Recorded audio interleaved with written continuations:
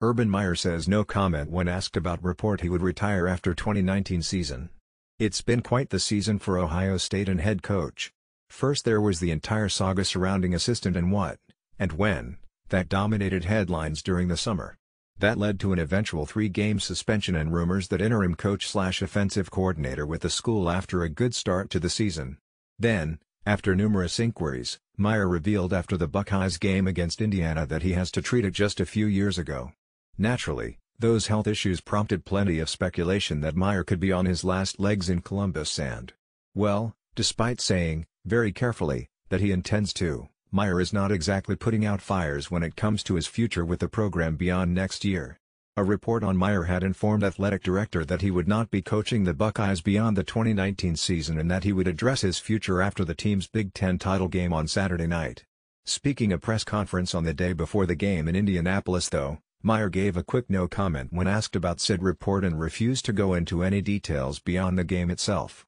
While other head coaches certainly would have seized upon the opportunity to deny a report like that, something Meyer did quite a bit this past summer, it's a bit interesting that he chose to simply no comment his way out of the situation. As a result, the post-game scene at Lucas Oil Stadium tomorrow night and any press conferences leading up to Ohio State's bowl game may very well become must-see TV given the potential for Meyer to address his long-term future at the school.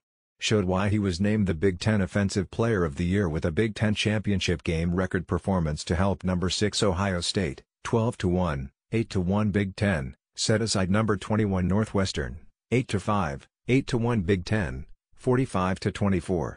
Haskins passed for a Big Ten championship game record 499 yards with 5 touchdowns to lift Ohio State to back-to-back Big Ten championships. A trip to the Rose Bowl likely awaits the Buckeyes as a result. The final line on Haskins was impressive with 34 of 41 passing for 499 yards and 5 touchdowns with 1 interception. It was a performance that showed why Haskins should at least be considered for a trip to New York as a Heisman Trophy finalist, and the Buckeyes needed Haskins to shine as Northwestern was not going to go away easily in Indianapolis. Northwestern played close enough to Ohio State to avoid being on the receiving end of an Ohio State team in need of some style points. While Ohio State proved to have too many weapons on both sides of the football, the Wildcats made Ohio State keep pushing longer than Ohio State may have wanted. Ripped off a 77-yard touchdown run early in the game to get Ohio State's attention, and a pair of touchdowns in the third quarter brought Northwestern to within 24-21 before Ohio State started to pull away a bit. A pair of interceptions thrown by hurt some chances for Northwestern to pull an upset in the Big Ten title game, as did a lost fumble. Ohio State had a couple of turnovers though to hurt themselves at times, but the defense stood up to make some key stops to stop the bleeding quickly. In all likelihood, Ohio State's chances of playing in the college football playoff may have been dashed, although the fate of the Buckeyes will be left in the hands of the selection committee on Sunday. With Oklahoma winning the Big 12 championship and chalk holding in the SEC with Alabama, over Georgia, and Clemson, over Pittsburgh, along with Notre Dame sitting at home with a clean 12-0 record, Ohio State is very likely to be left out of the playoff and heading to Pasadena to face Pac-12 champion Washington in the Rose Bowl. Despite the success of Ohio State over the years this will be the first time Meyer has taken Ohio State to the Rose Bowl, and it will be Ohio State's first Rose Bowl trip since the 2009 season. Ohio State would have played in the Rose Bowl last year, but the Rose Bowl was the site of a college football playoff semifinal between Oklahoma and Georgia, which forced the Big Ten and Pac-12 champions to square off in the Cotton Bowl instead, with Ohio State defeating USC last season. Northwestern's bowl destination is a bit more up in the air as the Big Ten will wait to see if it can squeeze more than 2 teams into a New Year's Six bowl game, although Penn State looks likely to be taking a spot in the Capital One Bowl as the first Big Ten team off the board after Ohio State and Michigan in the New Year's Six. That leaves Northwestern as a team that could head to any number of bowl games in the Big Ten lineup. Because there are no slots assigned based on finish, the Big Ten and bowl partners will work to determine where Northwestern will go. As a division champion, Northwestern should still get a relatively decent bowl destination in the Big Ten bowl lineup. If there was any drama in the ACC championship, it lasted through the opening kickoff. On the first snap from scrimmage, took the ball around the right end and raced 75 yards untouched for a touchdown. Clemson's offense went 3 and out on its next possession, but the Tigers forced Pitt quarterback to fumble, which recovered and returned to the Pitt 3. When Etienne strolled in on the next play, Clemson had a 14-0 lead barely 5 minutes into the game while gaining 1 first down. Rather than kick a field goal, Asked to pass from 4th and 4 from the Pitt 19 on Clemson's next possession, but his toss was incomplete. Still leading 14-0, Clemson relaxed and Pitt crawled back in the game. A 62-yard drive culminated in a 37-yard field goal, and after 2 Clemson 3-and-outs, Pitt scored its first touchdown on a 1-yard run, pulling the Panthers within 14-10 with 7:56 left in the second quarter.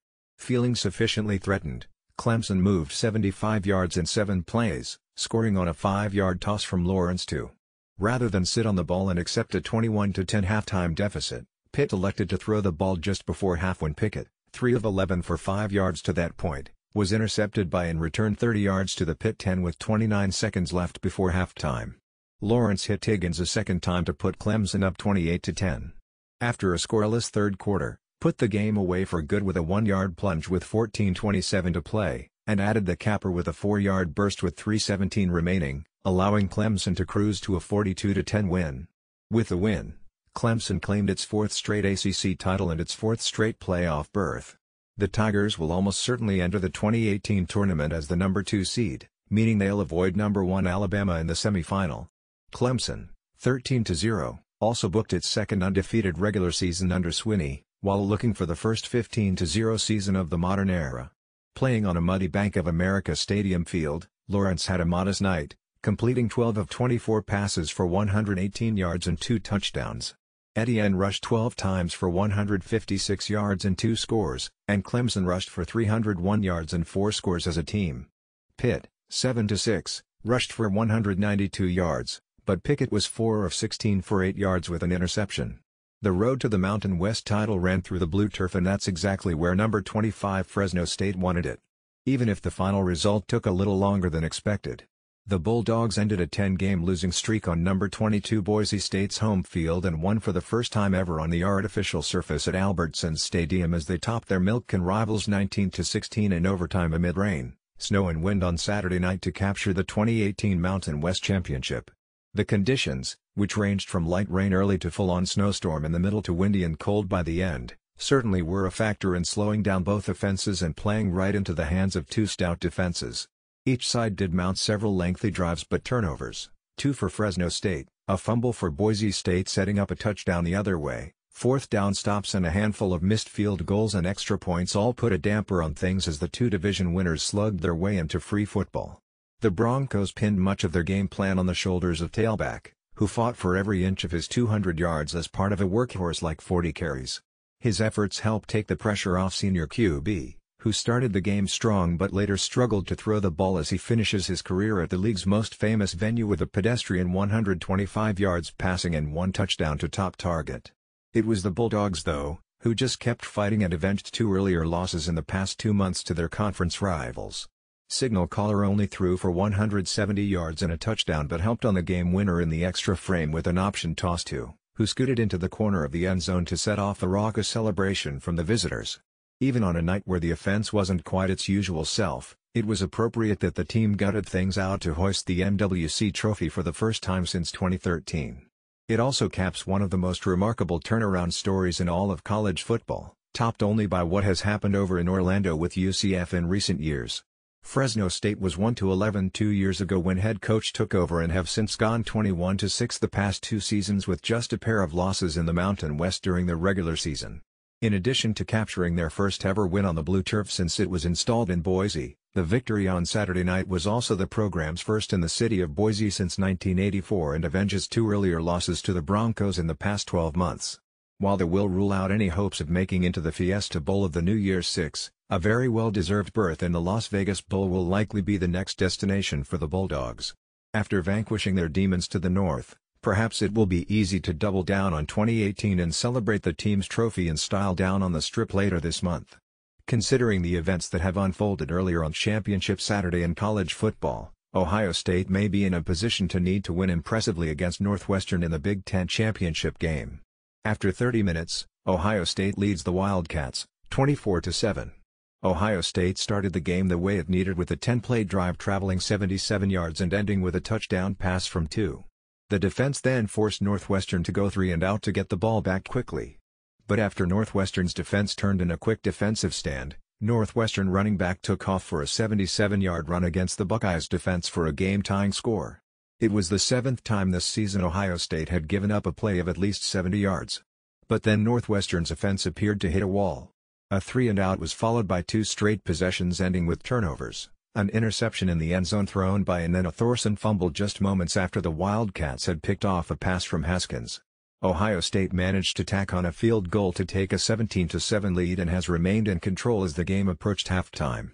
Haskins made sure the lead was given a bit more of a cushion before the half with a 42-yard touchdown pass to McLaurin late in the half. Haskins is already up to 249 passing yards with 2 touchdowns.